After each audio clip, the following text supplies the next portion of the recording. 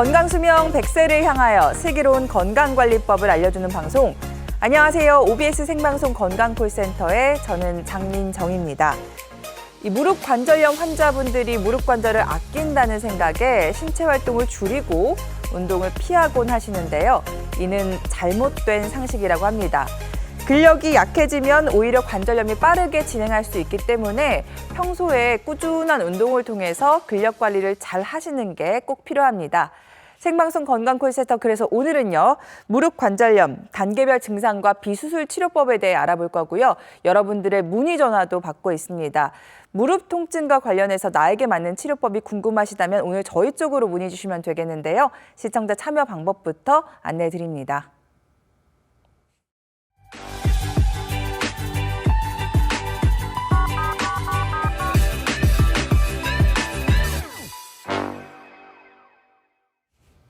네, 오늘 여러분의 관절 건강에 도움 말씀 주실 전문의 모셔보겠습니다.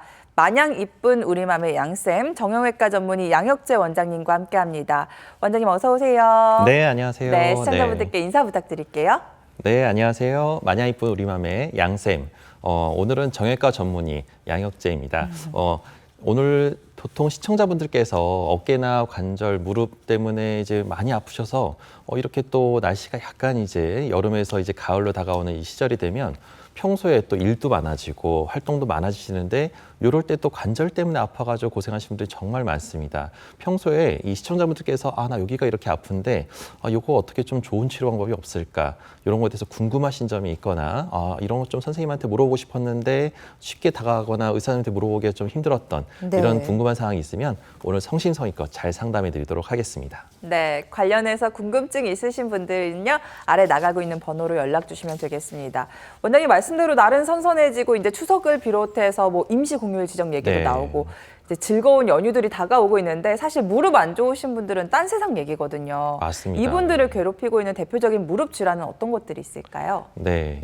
이게 추석 명절 때 이제 어르신들을 만나 뵙다 보면 걸음걸이가 뒤뚱뒤뚱거리고 많이 앉았다 일어날 때 한 번에 못 일어나면서 아이고 쿠 하면서 잡고 일어나시는 분들 네. 많이들 이제 어르신들을 볼게 될 텐데요. 이 가장 큰 이유 중에 하나가 이 퇴행성 관절염입니다. 우리가 이제 흔히들 많이들 알고 계시겠지만 관절이 많이 파괴가 되면서 원래 관절 안에는 연골과 연골판이라는 부드러운 충격을 흡수해주는 조직이 있어야 되는데 네. 그런 연골이 다 닳아서 뼈가 맞닿는 극심한 통증을 유발하는 건데요. 이러한 통증이 시청자분들께서 저렇게까지 이 왼쪽 사진처럼 뼈가 맞닿는 네. 내가 설마 저렇게까지 관절염이 오겠어? 라고 생각하시는 분들이 정말 많겠지만 네. 이런 관절염은 하루 이틀 만에 생기는 것이 아니라 초기에 약간 시큰거리고 불편하고 이러한 연골이 살짝 금이 가다가 떨어져 나가면서 이게 점점점 넓어지다가 결국은 이렇게 커지게 되는 겁니다. 그래서 네. 오른쪽 사진처럼 연골이 떨어져 나가고 관절 연골이 손상이 되면 이게 바로 관절염의 시초 증상입니다. 그래서 이 연골을 초기에 잘 잡고 더 떨어나지 않게 초기에 관리하는 것이 가장 중요한데요. 오늘 충분히 여기 강의를 듣다 보시면 이런 식으로 관리하면 나는 최대한 이렇게 관절염, 퇴행성 관절염을 고생하지는 않겠구나라는 또 중요한 또 여러 가지 좋은 치료법들을 알게 되실 겁니다. 네. 이 화면 속 저 문제의 사진들이 꼭 남의 얘기가 아니라 나의 얘기일 수도 있거든요. 내 몸이 보내오는 신호를 잘 들으셔야 될 텐데 이런 신호를 듣고도 괜찮아지겠지 하고 방치하는 분들 분명 계십니다. 네. 이렇게 방치하게 되면 어떤 문제점이 나타날 수 있을까요? 네, 맞습니다. 아무래도 이제 걸음걸이가 조금 이상해지면서 한쪽의 무릎이 이제 많이 휘어지게 되면서 다리가 뒤뚱뒤뚱 거릴 수가 있고요. 그러면서 걷는 사람들이 모임에 갔는데 너 걸음걸이가 뒤에서 보니까 좀 이상하다. 너 왜 이렇게 뒤뚱뒤뚱 걷니? 네. 나는 괜찮다고 생각했는데 주변 사람이 또 걸음걸이가 이상하다고 얘기해 주신 분도 있고요. 이 다리가 휘어지면서 또 보행이 통증이 아주 극심한 통증이 옵니다. 그래서 계단이나 앉았다 일어날 때 이럴 때 이제 뼈가 맞히는 통증을 해서 갑자기 다리가 힘이 풀리고 주저앉을 것 같은 자주 넘어지는 증상도 나타날 수가 있거든요. 그래서 이런 관절염을 방치하다 보면 보행이 불편해지고 다리가 휘어지는 아주 극심한 통증을 유발할 수가 있습니다. 네. 뒤뚱뒤뚱 걷는 분들, 또 걸음걸이가 좀 이상한 분들, 또 혼자서 일어나기 힘든 분들, 자주 넘어지시는 분들 한 번쯤은 의심해 보셔야 될 것 같은데, 내 무릎에 문제가 생겼을 때 병원을 찾게 됩니다. 빨리 오실수록 좋은 이유가 있습니다. 바로 빨리 오실수록 좀 부담이 적은 치료를 받을 수가 있거든요. 이 단계별 맞습니다. 치료법에 대해서도 설명 부탁드릴게요. 네, 저희가 진료실에서 가장 안타까운 건 뭐냐면 어머님들이 가장 좋은 게 나 제발 좀 안 아프게, 주사도 무서워하시는 분들도 있습니다. 그래서 약이나 이렇게 좀 어떤 좋은 방법이 없을까, 운동법이나 이런 걸로 해서 좀 미리미리 좀 통증 없이 좀 관리할 수 있는 방법이 없을까 하시면서 오시는 분들이 정말 많으신데요. 네. 대부분 병원을 무서워하다 보니까 병원을 정말 늦게 오십니다. 그래서 진짜 필요할 수 있는 초기에 잡을 수 있는 기회를 다 놓치고 오시는 분들이 네네. 너무 많으셔서 그게 제일 안타까운데, 그래서 관절염이라는 것은 옛날에는 불치병이고 그냥 나이가 들어서 생기는 거니까 참고 참다가 자식들한테 미안해서 정말 진짜 아플 때 말씀드리고 이게 병원에 찾는 분들이 정말 많았지만 지금은 그렇지가 않습니다. 그래서 초기에 올수록 비용도 적고 또 간단하고 또 초기에 이제 간단한 뭐 주사나 약물 치료로서 예방할 수가 있기 때문에 빨리 오면 빨리 올수록 비용도 절감되고 빨리 나을 수가 있습니다. 그래서 초기 단계에는 비교적 약물이나 주사 치료를 통해서 운동요법을 통해서 관절염을 예방할 수가 있고요. 하지만 내가 시큰거리고 앉았다 일어나기가 힘들고 계단 다니기가 너무 불편하다, 이런 정도의 약간 불편감을 유발하신다고 하면은 약간 시큰거리고 무릎이 꽉 찬 뻑뻑한 느낌이 든다, 아침에 자고 일어나면 좀 불편하다, 이런 느낌이 드신다고 하면 약간 좀 관절염이 진행됐다라고 볼 수 있습니다. 그래서 이런 증상이 있으신 시청자분들께서는 좀 더 적극적인 치료를 하셔야 되는데, 우리가 연골 주사나 동네 의원을 가게 되면은 간단한 뭐 연골사 같은 거나 스테로이드 주사 같은 걸 많이 맞게 되지만, 그거보다 더 좋은 치료로 해서 줄기세포 이식을 한다거나 아니면 자가골수를 이용한 줄기세포 이식 주사나 아니면은 주사 치료, 재생을 유도하는 여러 가지 또 이런 주사들이 있습니다. 그래서 그런 주사를 통해서 예방을 좀 해볼 수가 있고요. 그 밖에도 너무 진행이 돼서 또 통증 때문에 너무 아파서 오시는데, 이거 인공관절은 정말 하기 싫어라고 하시는 분들이 있는데, 왜냐하면 그만큼 인공관절이 많이 아픈 수술이다 보니까 이런 수술 말고도 줄기세포를 이용해서 자기 무릎을 살리는 여러 가지 치료법들이 있을 수 있습니다. 네. 얼마 전에 이 서울 도로에 이렇게 커다란 싱크홀이 생겼잖아요. 그 커다란 구멍을 메꾸려면 정말 큰 공사가 되는데, 조금의 금 같은 게 생겼을 때 빨리 수습하는 게 조금 더 수습이 쉽다는 점 한 번 더 명심하시면 좋을 것 같고요. 오늘은 저희가 비수술 치료법에 대해서 소개해드리고 있습니다. 가장 먼저 어머님들이 가장 부담이 적게 생각하는 주사 치료부터 살펴볼 텐데요. 증식 주사 치료에 대해서 과정을 좀 설명해 주시죠. 네, 우리가 이제 초기에 관절염이 왔을 때 단순히 연골주사만으로는 치료가 잘 안 되고 연골사를 맞아도 효과가 좀 덜하다, 난 금방 아파진다라고 할 때는 이런 증식 주사를 고려해 볼 수가 있습니다.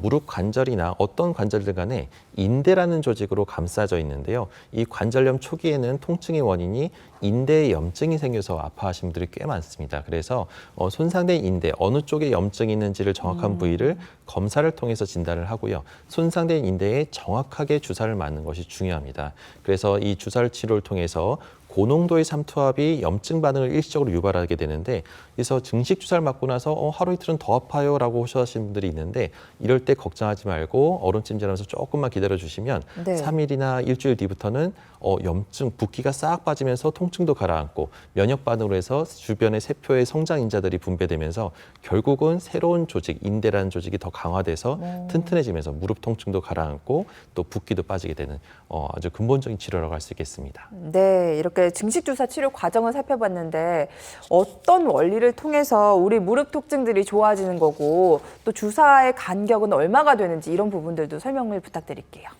네, 맞습니다. 아무리 좋은 주사라도 이게 매일마다 맞는다고 좋은 건 아닙니다. 그래서 우리가 이 주사의 치료의 원리를 알게 되면 자주 맞는 게 좋은 건 아니구나라고 알 수 있겠습니다. 이 증식 주사는 말 그대로 염증 단계를 거쳐서 통증이 유발됐다가 그게 가라앉으면서 증식을 단계를 거치고 나중에 재배열 단계까지 오려면 최소한 2주에서 4주 정도의 아주 중간 휴식 기간이 필요합니다. 그래서 주사를 맞고 나서 아프다고 바로 또 다음 날 가서 또 맞을 생각을 하시면 안 되고 적정히 좀 기다려주면서 휴식을 취하면서 기다려주는 그런 휴식기가 꼭 필요하고요. 이러한 적정 간격으로 해서 최소 3회에서 5회 정도의 반복적인 치료를 했을 때 점점 누적이 되면서 더 좋은 결과를 얻을 수가 있습니다. 네, 이렇게 중식 주사는 한 3번에서 5번 정도 반복적으로 맞아주시는 게 중요할 것 같고요. 이어서 등식 주사 치료 사례도 만나보도록 하겠습니다. 바로 이 60대 아버님의 사례가 준비되어 있는데 이분이 이제 등식 주사 치료 5번 했더니 등산 다니기 힘들 정도로 아프셨는데 많이 좋아지셨나 봐요. 네, 맞습니다. 이 아버님 같은 경우는 이렇게 가을 같은 날씨가 좀 선선해지면서 등산하는 걸 정말 좋아하셨던 분인데 어느 순간 내리막에서 뜨끔 하면서 갑자기 뒤에서 누가 망치로 꽝 때린 것처럼 네. 뒤돌아보니까 아무도 없는데 무릎이 심하게 아프면서 쩔뚝쩔뚝거리게 된 겁니다. 그래서 건강에 대해서는 자신이 있었고 나름대로 운동을 열심히 했다고 생각했는데 어느 순간 갑자기 무릎에 물 차면서 부은데 이게 금방 가라앉을 줄 알았지만 일주일이나 2주 지나도록 계속 붓고 아픈 거예요. 그래서 병원에 갔더니 수술을 해야 된다. 이게 연골판이 찢어서 이거는 수술하지 않고는 계속 못 걸을 거다라는 청천벽력 같은 얘기를 들었던 겁니다. 근데 다른 치료 방법은 없을까라고 해서 고민했던 아버님이신데 결과적으로는 증식 주사를 5회 정도 시행을 했고요. 결과적으로 이런 주사를 맞고도 또 일상생활에서 주의할 점들을 잘 지켜주셔가지고 이 5회 치료하고 나서 붓기가 싹 빠지면서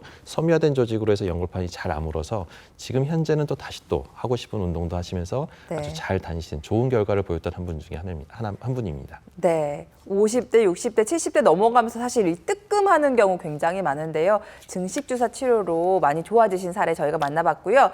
이렇게 내 지금 통증도 어떤 치료법이 잘 맞을까 궁금하시다면요. 오늘 저희 쪽으로 문의 주시면 되겠습니다. 시청자 참여 방법 다시 한번 안내해드리고 여러분들의 문의 전화 받아보겠습니다.